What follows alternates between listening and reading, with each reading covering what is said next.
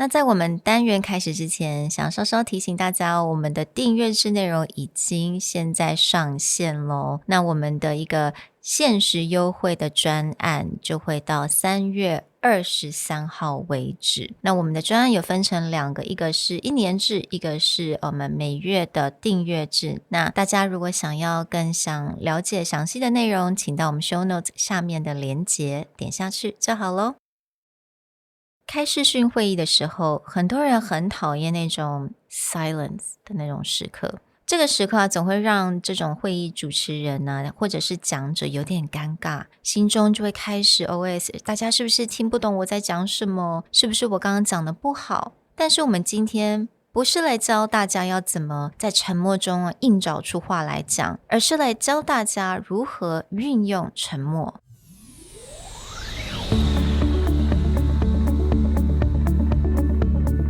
Hello， 欢迎来到 Executive Plus 主管与沟通力的 podcast. I'm Sherry, an educator, certified coach, and style enthusiast. 我相信专业有效的沟通是语言跟逻辑的完美结合。And I'm Nick, a startup consultant, corporate trainer, and late-night gaming junkie. I believe great communication requires the right mindset and solid frameworks. 我们希望带给大家职场英语的技能、跨文化沟通技巧与其他能帮助您成为出色领导者的工具。Join us each week as we share our experience, research, and methodologies to take your communication and language skills from good to great.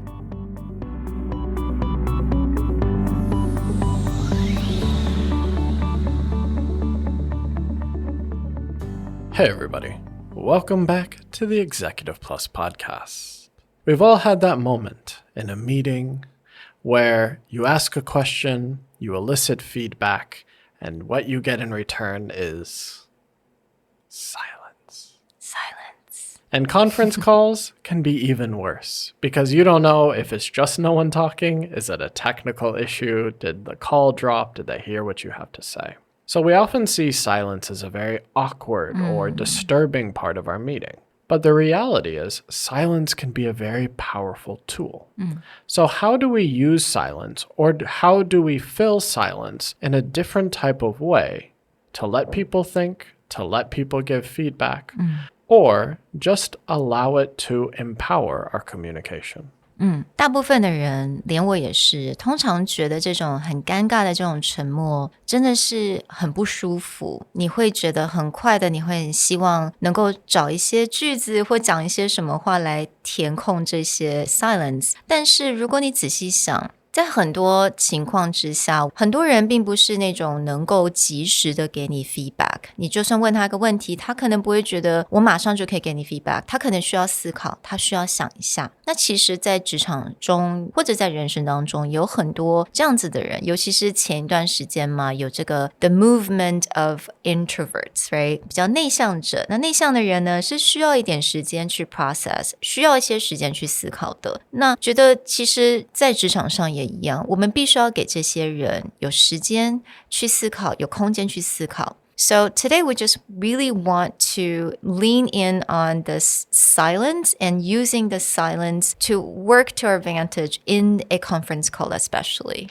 So today we want to share with you 2 thoughts on how to make silence purposeful. The first idea is to actually encourage silence as a way for people to gather their thoughts. And the second way is to allow for silence and encourage other ways of participation. Reason being is, as Sherry just said, sometimes people who respond immediately, that's just in their personality. But for others, they need time to process. They need time to formulate how they want to express what they want to say.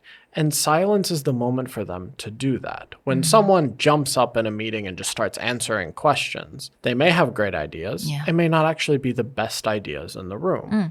But people who tend to be quieter or more reserved will usually see that as, oh, well, I don't need to participate now. Or, I can't think as fast as that person, so I will just keep my opinions to myself. How do we use silence in a meeting, or especially in a conference call, to actually encourage more thoughtful response and allow for more reserved or more introverted people to gather their thoughts?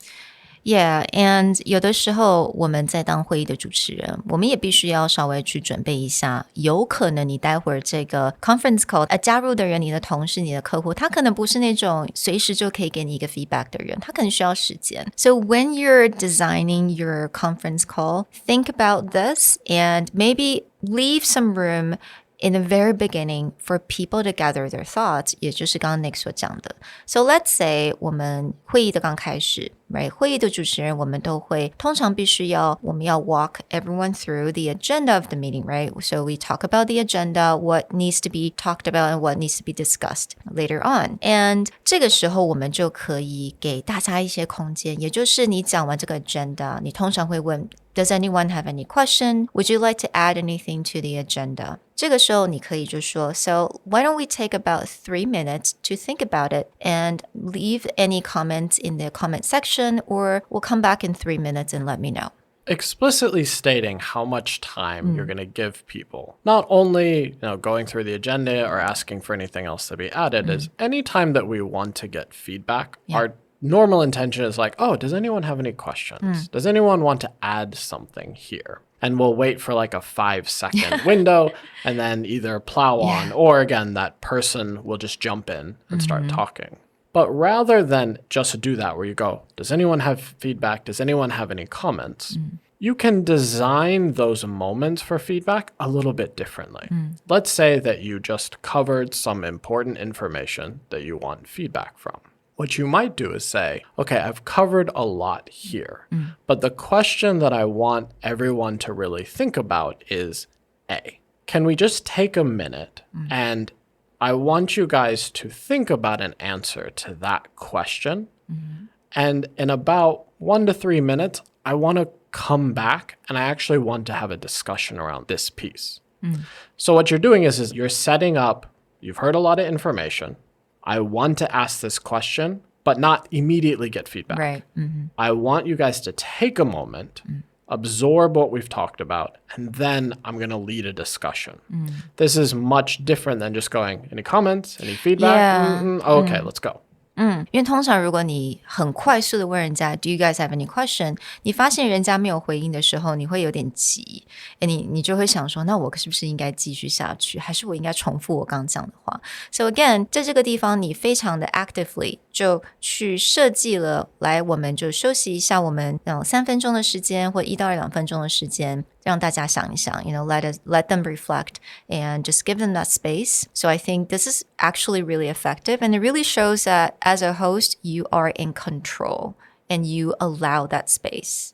The other thing you can do is a lot of people will build their meeting around breaks where the discussion should happen before the break. But if you want to allow silence or a time for people to reflect, plan your discussion after break. Go, I'm going to cover this information. We've been going for about an hour. Why don't people just go take a quick break? And in 10 minutes, we'll come back. But as soon as we come back, I really want to have a discussion around this. Actually plan the break. And no, not everyone's going to think about it. Some people are just going to take that as a coffee time. But for those people who do need to reflect on it, you've now given them that opportunity. So now 另外一个方法也就是用不一样的 medium 用不一样的方式能够让你的参与这个会议的人能够表达他的意见不一定他要讲话 right 他可能在车上他可能正在上班他并没有办法把他的麦克风打开但是他还是可以提供他的 feedback So we talked about this letting them leave the comments in the comment section Or you could create a Google Doc or even a Notion page, right? These are all just examples where people can just type in their comments and you can see them and everyone can see them. And for me, I started using that technique a lot in workshops that are done online or some shorter meetings. And the reason that I like that and my inspiration comes from anyone who watches online streaming, especially anyone who watches video game streaming on twitch.com. Usually whoever is being filmed in a live streaming, they're the one speaking, but the interaction comes a lot through text. But a lot of times if you design questions well, like, oh, hey, if you agree with me, put a 1 in chat. Okay. Or, here's my question. I would love to hear your feedback in the chat. What happens then is a lot of people who tend to be very reserved and they don't want to turn on their microphone, say something, worry about speaking over other people, is they'll just type. Yeah. And so when you allow people typing, they have more time to write down. They don't have to feel like, oh, I have to jump out and share my voice. But it's still a very effective way to create a back and forth. And in terms of that can be within your Zoom chat or Google Meets chat, or as Sherry was saying, if you open up a Google document or a Notion document where, their name is going to be there, they're going to be able to lay it out. Some people like to write in bullet points in a more outline format, but these allow people to express without having the necessity to speak up. So they can speak up without speaking. 那我们想提供给大家最后一个 tip， 也就是你要怎么样能够去 facilitate 这样子的会议。那 facilitation is definitely a very skill techniques， 但是 facilitation 其实每一个人你做 meeting host 都一定会需要用到这些 skills. So very simply put, all you really need to do is to have these phrases ready to go. For example, 可能大家刚刚已经在了一个 Google Docs 上面已经写了非常多的 information， 或者他在 comment section 你看到非常多的 comments.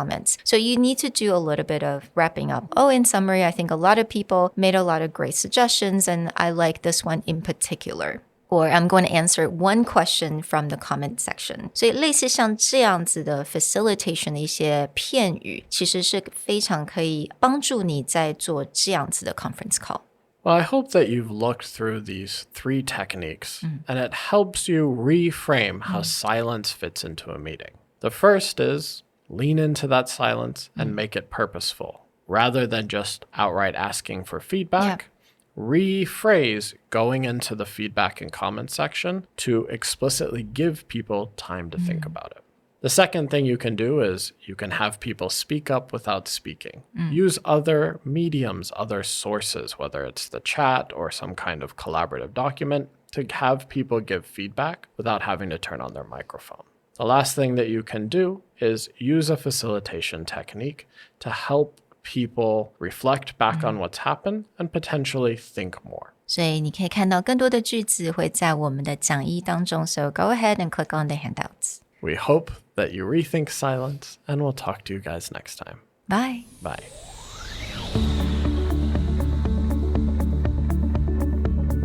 The Executive Plus podcast is a Presentality Group production, produced and hosted by Sherry Fang and Nick Howard.You can search us on Facebook, 主管英文 Executive Plus. You can also find us on Instagram, Communication R&D, and email us at sherry@epstyleplus.com.